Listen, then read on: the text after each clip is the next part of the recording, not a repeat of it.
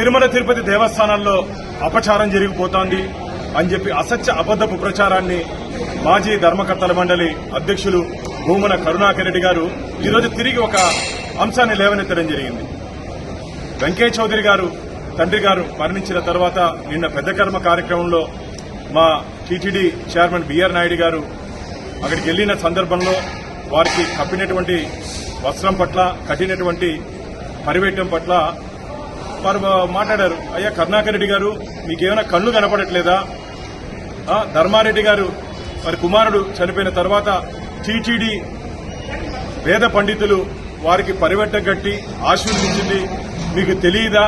తెలిసి కూడా ఉద్దేశపూర్వకంగా బిఆర్ నాయుడు గారిని ఇబ్బంది పెట్టాలని చెప్పి ఆచార వ్యవహారాల పట్ల ఏదో జరిగిపోతుందని చెప్పి ఒక అసత్య అబద్ద ప్రచారాన్ని మీరు భక్తుల్లోకి తీసుకుని వెళ్లి అక్కడ పవిత్రత దెబ్బతీసే విధంగా మీరు వ్యవహరిస్తూ మమ్మల్ని మాట్లాడడం ఇది మంచిది కాదు.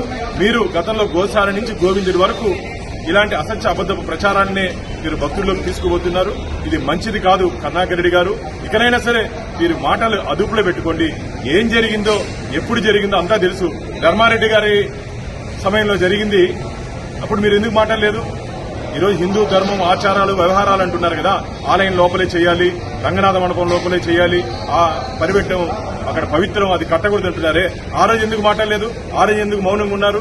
తిరుమల తిరుపతి దేవస్థాన ఉన్నతాధికారులు ఇళ్లలో ఇలాంటి సందర్భాల్లో చేయొచ్చని చెప్పి మాకు పూజారులు చెప్పారు. మీకు తెలిసి కూడా ఉద్దేశపూర్వకంగా టీటీడీ ప్రతిష్టతను దిగజార్చే విధంగా మీరు మాట్లాడుతున్నారు. ఇది మంచిది కాదు. రాబో రోజుల్లో మీకు శ్రీవారి భక్తులే గట్టిగా బుద్ధి చెప్తారని చెప్పి మిమ్మల్ని తీవ్రంగా హెచ్చరిస్తూ, ఏదన్నా విషయం ఉంటే దాంట్లో అర్థం చేసుకుని మాట్లాడండి, తెలుసుకుని మాట్లాడండి. అంతేగాని తెలిసి తెలియకుండా మీరు ఇలాంటి ఒక అసత్య ప్రచారాన్ని, తిరుమల పవిత్రతని భంగం కలిగించే విధంగా మీరు వ్యవహరిస్తూ మా మీద నెట్టడం, మా మీద మసిపూసే కార్యక్రమం చేయడాన్ని ఇకనైనా మీరు మానుకోవాలని చెప్పి గట్టిగా మిమ్మల్ని హెచ్చరిస్తున్నారు.